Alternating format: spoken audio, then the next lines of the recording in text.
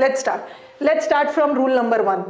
और मैंने यहाँ पे बोला कि ये जो मैं रूल्स ऑफ ग्रामर करवा रही हूँ ये बहुत स्मार्ट स्टडी कर रहे हैं। स्मार्ट स्टडी कर रहे हैं कि इंस्टेड ऑफ मगिंग इतने सारे रूल्स, हम बहुत नटशेल में ही, बहुत कम में ही, एक ही रूल में बहुत सारा चीज कवर कर लेंगे, इसीलिए ध्यान से सुनोगी। ठीक है, सबसे पहले रूल नंबर 1 आ जाओ। एवरीबडी है, ठीक है, रूल नंबर 1 पे चलते हैं।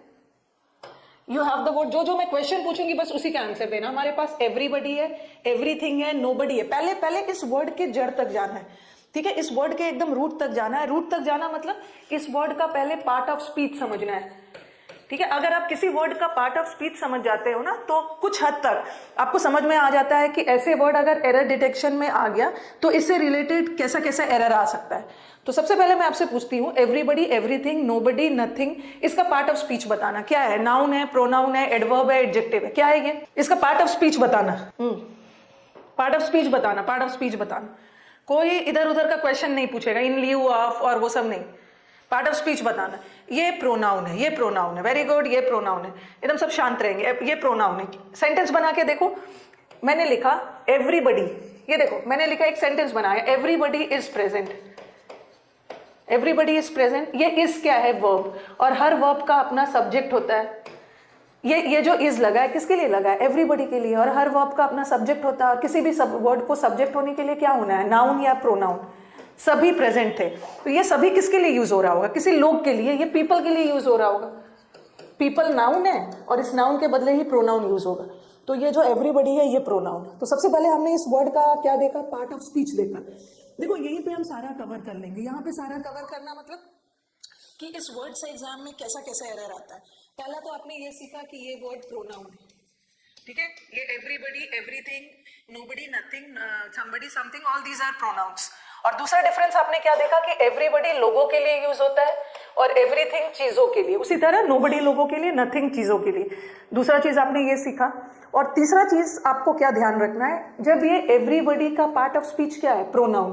और प्रोनाउन का कैरेक्टरिस्टिक क्या होता है? प्रोनाउन का मेन फीचर क्या होता है? प्रोनाउन का मेन कैरेक्टरिस्टिक होता है सिंगुलर और प्लूरल बनना।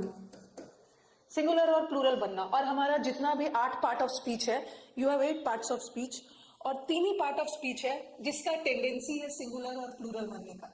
एक तो नाउन का सिंगुलर प्लूरल होता है, एक तो प्रोनाउन का सिंगुलर प्लूरल होता है, और दूसरा सिंगुलर प्लूरल किसका होता है? वर्ब का, ठीक है। तो सिंगुलर और प्लूरल बनने की टेंडेंसी किसकी होती है? या तो नाउन, या तो प्रोनाउन, या तो वर्ब। तो ये सारे वर्ड्स प्रोनाउन है, तो प्रोबेबिलिटी है ये प्रोनाउन है, और प्रोनाउन की टेंडेंसी होती है सिंगुलर और प्लूरल बनने की। तो इससे रिलेटेड सिंगुलर और प्लूरल का भी एरर आ सकता है। सिंगुलर और प्लूरल का एरर मतलब सब्जेक्ट वर्ब का, ठीक है, सब्जेक्ट वर्ब का एरर आ सकता है सिंगुलर और प्लूरल का। यस, सेंटेंस देखना, सिंगुलर प्लूरल का एरर आ सकता है। अब पहला सेंटेंस देखो, everybody is or are ready to. देखो जब भी रूल समझाया जाता है ना तो छोटे छोटे सेंटेंसेस से समझाया जाता है, ठीक है। और जब हम प्रैक्टिस करेंगे तो हमारे जो प्रीवियस में आ चुका है, थोड़े सेंटेंसेस लेंथी करेंगे बट कॉन्सेप्ट तो छोटे छोटे से सीखेंगे। ये देखो एवरीबडी, एवरीबडी हमारे सेंटेंस का सब्जेक्ट है और ये प्रोनाउन है, और प्रोनाउन का काम होता है सिंगुलर और प्लूरल बनना, और एवरीबडी सिंगुलर होता है, ठीक है। एवरीबडी सिंगुलर होता है तो एवरीबडी के साथ इज लगेगा, आर नहीं लगेगा। और दूसरा, everybody is or are ready to do, इसका देखो पोजेसिव एडजेक्टिव, ये सब पोजेसिव एडजेक्टिव है।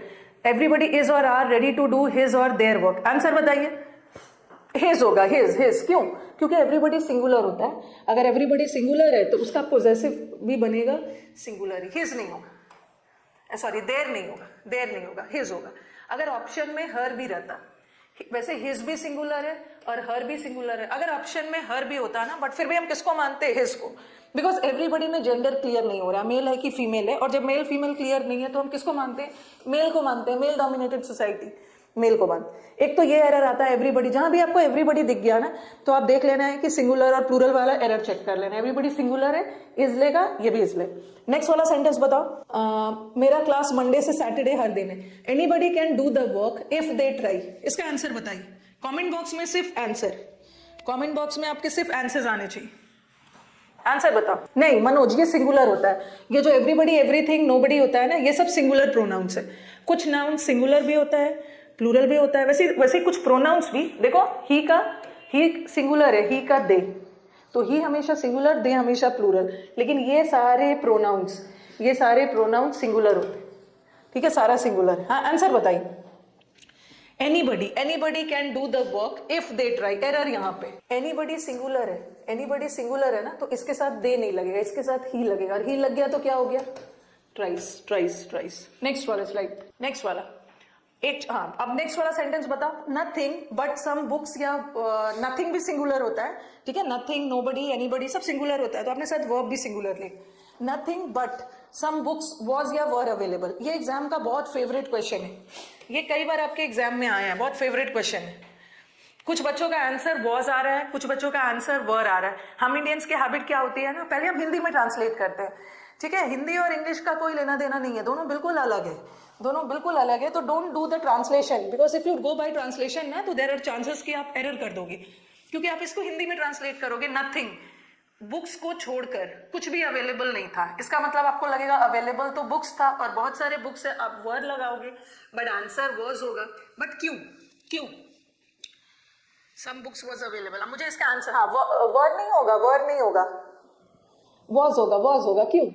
आप बोलोगे कि मैम अवेलेबल तो बुक्स था, इतने सारे बुक्स है तो वर्ड लगना चाहिए ना, बिकॉज हमें ट्रांसलेशन नहीं देखना है, ठीक है, हमें ट्रांसलेशन नहीं देखना है, हमें ग्रामेटिकल स्ट्रक्चर देखना है। अब मुझे बताओ कि यहाँ का बट किसका काम कर रहा है, क्योंकि मैंने इस चैनल पे आपको बहुत सारे क्लासेस करवा भी दिए हैं, तो आपके लिए और भी चीजें इजी हो जानी चाहिए।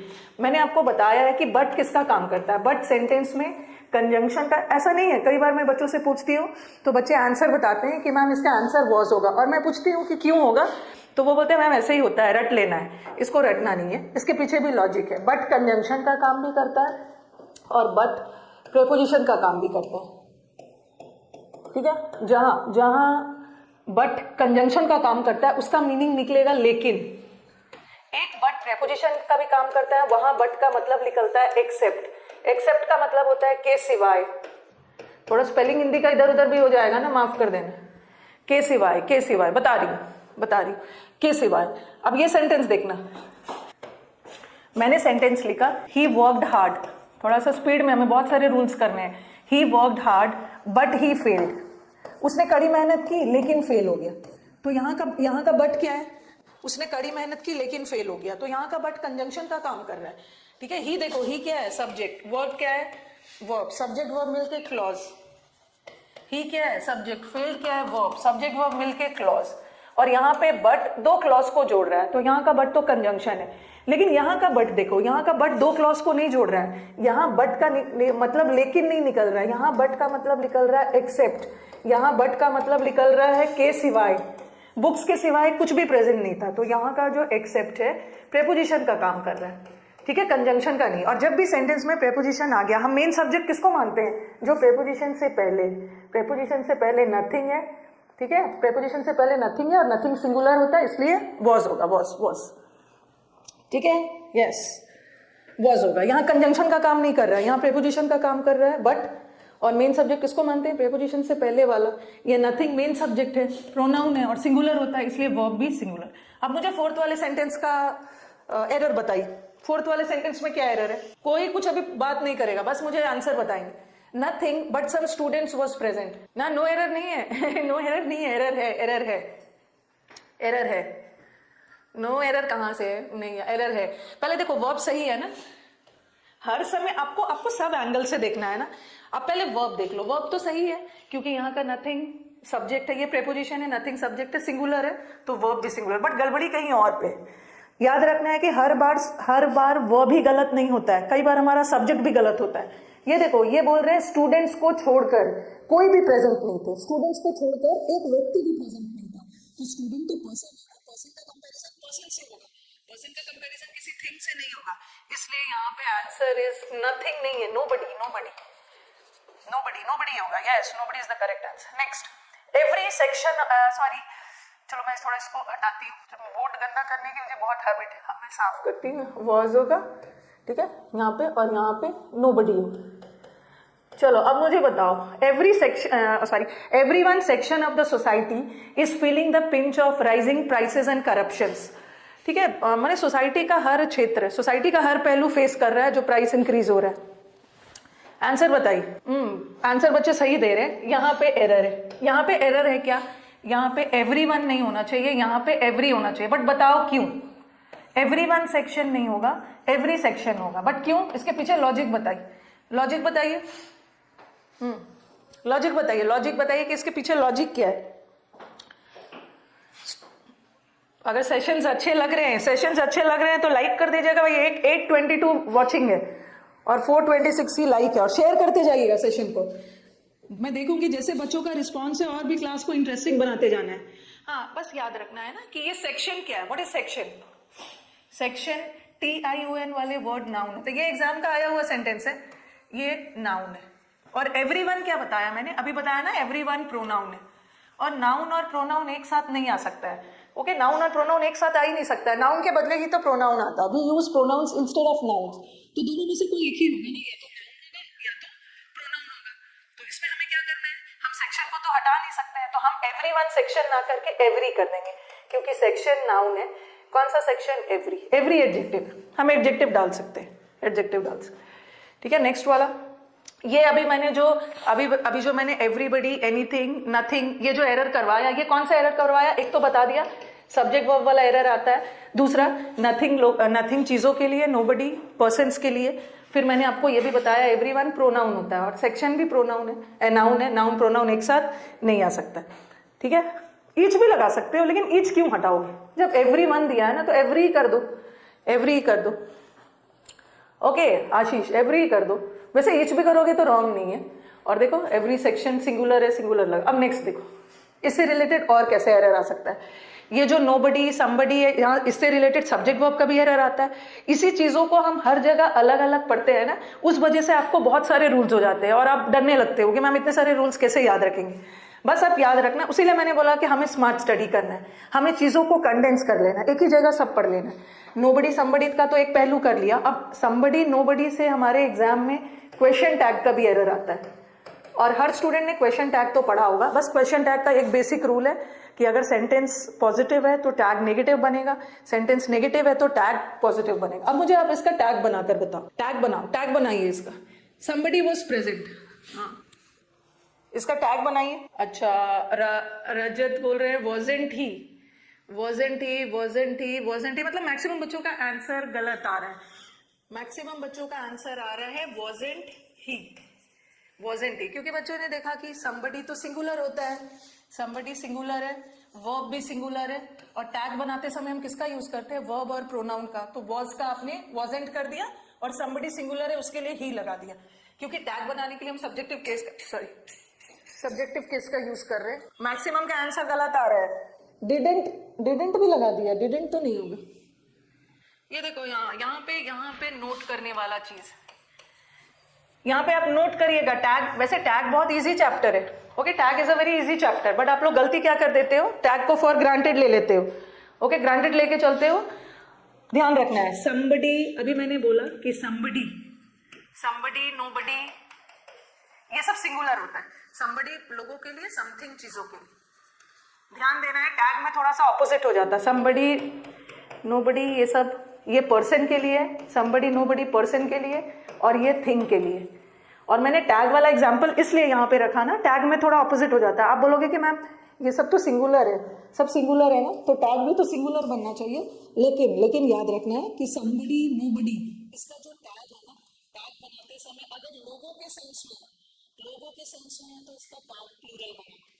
बट अगर चीजों के सेंस में है तो कोई दिक्कत नहीं है, चीजों में कोई बदलाव नहीं है, चीजों में सिंगुलर बनेगा। चलो आप टैग बनाइए। आप ये देखो, समबडी लोगों के सेंस में है ना, समबडी पर्सन के सेंस में, और पर्सन, जब भी पर्सन, ऐसे तो ये सिंगुलर होता है, तो आपके दिमाग में आएगा जब सिंगुलर है तो टैग भी सिंगुलर बनना चाहिए। बट समबडी लोगों के सेंस में है तो इसका टैग प्लूरल बनेगा, प्लूरल। बट अगर चीजों के सेंस में है तो इसका टैग सिंगुलर बनेगा, इट लगाओ। और अब देखो, दे है तो वॉज तो लगेगा नहीं, वर लगेगा।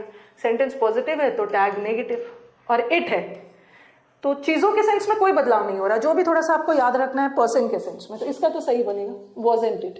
तो बहुतों का आंसर रॉन्ग आ रहा था, wasn't it। चलो नेक्स्ट वाला बताइए, नेक्स्ट वाला का answer, nobody was present, nobody was present। मैंने पहले आंसर दिया था, वेरी गुड। इस बार तो आंसर दीजिए, वर दे, वरेंट दे, कुछ तो धोखा खा रहे हैं, वरेंट लगा रहे, ठीक है, वरेंट लगा रहे। कुछ बच्चे यहाँ पे वरेंट लगा रहे। चलो उन्होंने ये तो सही लगा दिया कि मैम नोबडी होता तो सिंगुलर है, बट नो इसका टैग प्लूरल बनेगा क्योंकि नोबडी पर्सन के सेंस में, और पर्सन के सेंस में दे लगेगा और वरेंट लगा रहा है। बट ये भी तो ध्यान रखना है ना, नोबडी नेगेटिव है, जब ये नेगेटिव है तो इसका टैग पॉजिटिव बनेगा ना, वर दे वर दे वर दे वर दे, यस वर दे। तो बहुत ग्रांटेड लेके नहीं चलना है, बहुत ग्रांटेड लेके नहीं चलना है। पहले तो मुझे बताओ कि अभी मैंने जो फर्स्ट रूल बताया, इज इट क्लियर? एक बार रिस्पॉन्ड करेंगे। जो फर्स्ट रूल बताया है, समबडी, नोबडी, नथिंग से एग्जाम में क्या क्या एरर आ सकता है, इज इट क्लियर? एक बार रिस्पॉन्ड करिए। यस क्लियर है, तो चलो आगे बढ़ते हैं। अब नेक्स्ट रूल, नेक्स्ट रूल पे नोबडी, हमें साइड हट जा रही हूँ, साइड हट जा रही हूँ। ओके चलो, now let us move to the next rule. सबसे इंपॉर्टेंट रूल हमारे कॉम्पिटिटिव एग्जाम्स का, ठीक है, हमारे एग्जाम का सबसे कॉम्पिटिटिव एग्जाम का सबसे इंपॉर्टेंट, सबसे एवरग्रीन एंड सबसे important rule, each, every, either, neither, any, none, ये सब एग्जाम्स में बहुत आता है, ठीक है, एग्जाम्स में बहुत ये देखो इन्होंने वर्ड पावर भी कर दिया, Shreyansh is giving word power as well. अब इसके हम रूट पे चलते हैं। रूट पे मतलब पार्ट ऑफ स्पीच पे चलें। अब बताओ कि ईच एंड एवरी में क्या क्या डिफरेंस, ईच और एवरी, इससे रिलेटेड एग्जाम में कैसा कैसा एरर आया है वो भी हम करेंगे। पहले मुझे बताइए ईच और एवरी में क्या डिफरेंस है। ईच और एवरी में सब बताएंगे, सब इसके जड़ तक जाते हैं। जो ईच होता है, ईच जो होता है वो प्रोनाउन का भी काम करता है, और ईच जो है वो एडजेक्टिव का भी काम करता है, ठीक है, ईच प्रोनाउन का भी काम करता है, ईच एडजेक्टिव का भी काम करता है। लेकिन जो एवरी है, ये एवरी सेंटेंस में कभी भी प्रोनाउन का काम नहीं करेगा। एवरी जब भी काम करेगा एक एडजेक्टिव का ही, क्योंकि एवरी के बाद हमेशा एक नाउन का आना जरूरी है। नाउन का आना जरूरी है, इसका मतलब है एवरी हमेशा अपने साथ एक नाउन लेगा, इसका मतलब एक एडजेक्टिव। पहले तो ये डिफरेंस हो गया, मैं आपको सब बताऊंगा, ठीक है। ईच प्रोनाउन का भी काम कर सकता है, ईच एडजेक्टिव का भी काम कर सकता है। देखो एग्जांपल दिया मैंने, ईच स्टूडेंट वाज प्रेजेंट, और फिर लिखा मैंने each of the students was present. चलो मुझे बताओ पहला वाला सेंटेंस में ईच किसका काम कर रहा है? पहला वाला सेंटेंस में ईच किसका काम कर रहा है? Each student was present. पहला वाला देखो, स्टूडेंट क्या है? नाउन। स्टूडेंट नाउन है ना, और नाउन के साथ तो प्रोनाउन आएगा ही नहीं, नाउन और प्रोनाउन एक साथ आएगा ही नहीं, नाउन के बदले ही तो प्रोनाउन आता है, तो इसको तो हम प्रोनाउन मान ही नहीं सकते हैं। यहाँ का ईच एडजेक्टिव है, ठीक है। किसकी विशेषता बता रहा है? स्टूडेंट की। ये ईच एडजेक्टिव है जिसको मैं पढ़ाऊंगी आपको, ठीक है। इसको हम बोलते हैं डिस्ट्रीब्यूटिव एडजेक्टिव, तो यहाँ का ईच एडजेक्टिव। और दूसरा वाला ईच क्या है? दूसरा वाला ईच प्रोनाउन है। क्यों? ये ऑफ क्या है? Of preposition, of is a preposition, और प्रेपोजिशन के पहले क्या आता है? सब्जेक्ट। और किसी भी वर्ड को सब्जेक्ट होने के लिए, किसी भी वर्ड को कर्ता होने के लिए उसको या तो नाउन होना होगा या तो प्रोनाउन। तो ईच प्रोनाउन तो नहीं है ना, ठीक है। बहुत सारे स्टूडेंट्स में से एक की बात हो रही है, तो ये ईच किसके लिए यूज हुआ है? स्टूडेंट के लिए। और ये सब्जेक्ट है, सब्जेक्ट होने के लिए नाउन तो नहीं है, ये प्रोनाउन है, तो यहाँ का ईच प्रोनाउन। पहला स्टेप में मुझे बस बताना था कि ईच प्रोनाउन का भी काम कर सकता है, ईच एडजेक्टिव का भी काम कर सकता है, ठीक है, दोनों का काम कर सकता है। लेकिन एवरी, अगर मैं ऐसा लिख दूं ना, एवरी वॉज प्रेजेंट, तो ये सेंटेंस रॉन्ग होगा, क्योंकि ये वॉज क्या है? वर्ब, और वर्ब का एग्रीमेंट किससे होता है? सब्जेक्ट से। और किसी भी वर्ड को सब्जेक्ट होने के लिए नाउन प्रोनाउन होना होगा, बट एवरी ना तो नाउन है ना तो प्रोनाउन है, तो यहाँ एवरी सब्जेक्ट का काम कर ही नहीं सकता। एवरी के बाद हमेशा एक नाउन चाहिए। Every student was present, every girl was present, तो एवरी के बाद एक नाउन आएगा, एवरी के बाद हमेशा नाउन आएगा। बस फर्स्ट स्टेप में मुझे बताना था कि ईच प्रोनाउन का भी काम कर सकता है और ईच एडजेक्टिव का भी काम कर सकता है, और एवरी एडजेक्टिव का प्रोनाउन का काम कभी नहीं करेगा, जब भी करेगा एडजेक्टिव का करेगा, और एवरी के बाद हमेशा एक नाउन चाहिए, ठीक है, ओके। हाँ, इतना दूर क्लियर है? एक बार बताइए, इतना दूर क्लियर है? अब मैं इसका दूसरा डिफरेंस बता रही हूँ। हाँ, दूसरा डिफरेंस, ईच और एवरी का दूसरा डिफरेंस, ये तो हो गया सबसे इंपॉर्टेंट, और दूसरा डिफरेंस है ईच और एवरी। एक तो मैंने प्रोनाउन और एडजेक्टिव वाला बता दिया, और दूसरा ईच कितने के लिए यूज होता है? ईच फॉर 2 के लिए भी यूज होता है, और मोर देन 2 के लिए भी यूज होता है। ये मत समझना कि ईच 2 के लिए और एवरी 2 से ज्यादा के लिए।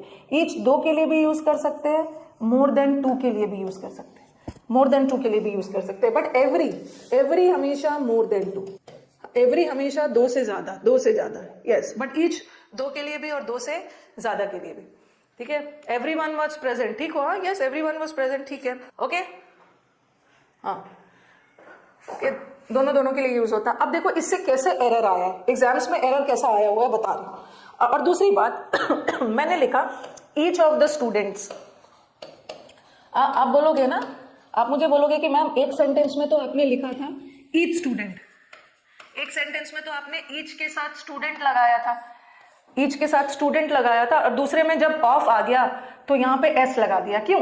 क्योंकि जब भी ऑफ आ जाता है ना तो हम सिलेक्शन करते हैं, ठीक है, चुनते हैं, और सिलेक्शन हमेशा 2 या 2 से ज्यादा के लिए होता है। तो जब 2 या 2 से ज्यादा के लिए होगा तो प्लूरल लगाओगे ना, ईच ऑफ द स्टूडेंट्स, मतलब बहुत सारे स्टूडेंट्स हैं और बहुत सारे स्टूडेंट्स में मैं प्रत्येक की बात कर रही हूँ, ठीक है, एक एक करके एक एक की बात कर रही हूँ। तो हम जनरली ईच किसके लिए यूज करते हैं? इंडिविजुअल के लिए, इंडिविजुअल के लिए। कोई ग्रुप है, जैसे ये हमारा क्लास चल रहा है, क्लास तो एक ही है ना, जैसे आप सारे स्टूडेंट्स ने सारे ने मिलके एक ग्रुप बनाया, ठीक है, ये ग्रुप बनाया और इसी ग्रुप का नाम क्लास है, और इस क्लास में बहुत सारे स्टूडेंट्स हैं, तो मैं एक एक स्टूडेंट की बात करूंगी ना, तो मैं क्या बोलूंगी? ईच। तो ईच यूज होता है for the group, sorry for the individual. अरे एवरी यूज होता है, एवरी यूज होता है हम कलेक्शन या ग्रुप के लिए यूज करते हैं। कलेक्शन बहुत सारे समूह मिलके जब एक बनाता है, ग्रुप बनाता है, उसके लिए हम एवरी यूज करते हैं। और ईच और एवरी दोनों सिंगुलर होता है। आप मुझे बोलोगे कि मैम सिंगुलर आपने क्यों लगाया? क्योंकि ईच में है तो आप लोग बहुत सारे स्टूडेंट्स में, मैं बात कर रही हूँ एक एक की ना, तो ईच भी सिंगुलर होगा। लेकिन आप हो तो बहुत सारे, लेकिन सबों ने मिलके ग्रुप तो एक ही बनाया है ना, एवरी। तो ईच और एवरी हमेशा सिंगुलर होता है। ईच 2 के लिए, 2 से ज्यादा के लिए भी, और एवरी तो हमेशा 2 से ज्यादा के लिए, ठीक है, और दोनों सिंगुलर है, ठीक है, दोनों सिंगुलर है। फिर आपके दिमाग में एक क्वेश्चन आएगा, ये देखो मैंने लिखा ईच स्टूडेंट इज प्रेजेंट, और दूसरा लिखा ईच ऑफ द स्टूडेंट्स, क्योंकि अभी मैंने बताया कि जब भी ऑफ लग गया, जब भी ऑफ आ गया तो हम सिलेक्शन करते हैं, हम सिलेक्शन 2 या 2 से ज्यादा के बीच में करते हैं, इसीलिए मैंने प्लूरल लगाया। अब कुछ बच्चे इसमें आर प्रेजेंट लगाए, उनके दिमाग में आएगा कि यहाँ तो बहुत सारे स्टूडेंट्स है, आर लगाएंगे, बट यहाँ भी आंसर इज होगा। वाई? यहाँ हमने इस किसको देखकर लगाया, यहाँ इस किसको देखकर लगाया, बताना, यहाँ पे इस किसको देखकर लगाया? ये जो वर्ब है, वर्ब हम किसको देखकर लगाते हैं? अपने सब्जेक्ट को, क्योंकि सब्जेक्ट ने एग्रीमेंट किया है वर्ब से, सब्जेक्ट ने एग्रीमेंट किया है वर्ब से, क्या कि अगर सब्जेक्ट सिंगुलर वर्ब भी सिंगुलर, सब्जेक्ट प्लूरल वर्ब भी प्लूरल।